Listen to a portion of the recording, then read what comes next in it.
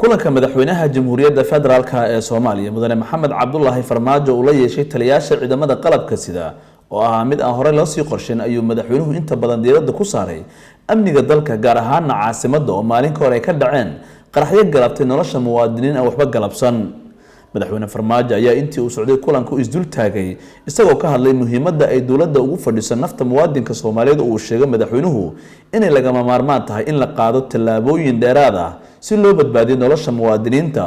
oo dhinaca amniga ah si aanay mar kale fursad ugu helin kooxaha argagixisadu dhibaatooyin inay ka geystaan caasimadda taliyaha booliska dalka Sareeyagaas Bashiir Cabdi Maxamed oo kulankaas kadib la hadlay warbaahinta ayaa sheegay in uu socdo baaritaan ku saabsan qaraxyadii maalin ka hor ka dhacay Muqdisho isagoo sheegay in gaadiidka hubeysan ee ka gudbaya baraha hubinta ciidamada si weyn loola socon doono wixii hadda ka dambeeya maanta ay taariikhdu tahay bisha 11 November waxaa madaxweynuhu isugu yeeray taliyaasha ciidamada qalabka sida ugu horeeyo Sareeyagaas Bashiir Maxamed Jaamac iyo taliyaha xoogga dalka Soomaaliya Daahir iyo aniga laftigeyga oo taliyaha ciidanka booliiska iyo taliyaha ciidanka booliiska waxaana looga wada hadlay madaxweynuhu wuxuu ka hadlay dhacdadii ugu dambeysay ee ka dhacday hotel Saxaafi iyo amniga caam ahaan sidii loo sugi lahaa halka wuxuu ku bixiyay instructions loo baahan yahay in sidii loo fuliyo waan u soo qaadanay ma qaadan doono mar dambe mana yeelayno in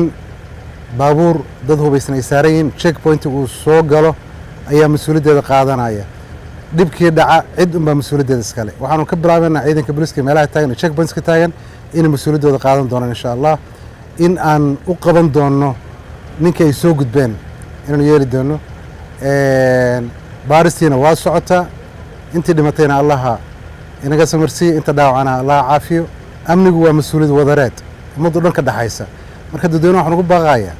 dadkan ku talagalay in ummadda Soomaaliyeed gumaadaan oo baabiyaan oo cirib tiraan inay ka hortagaan lana shaqeeyaan ciidamada amniga caam ahaanba ciidamada oo dhanba madaxda dawladda federaalka ee Soomaaliya ayaa waqtigooda ugu badan geliyay arrimaha quseeya amniga dalka iyo sidii loo soo afjari lahaa dhibaatooyinka kooxaha nabadiidka ee ku wajahan shacabka iyadoo dhismaha ciidamada iyo tayeynta agabkoodu ay dawladdu siisay ahmiyadda koobaad Ali Baashi Cabdullaahi warbaahinta qaranka madaxtooyada Soomaaliya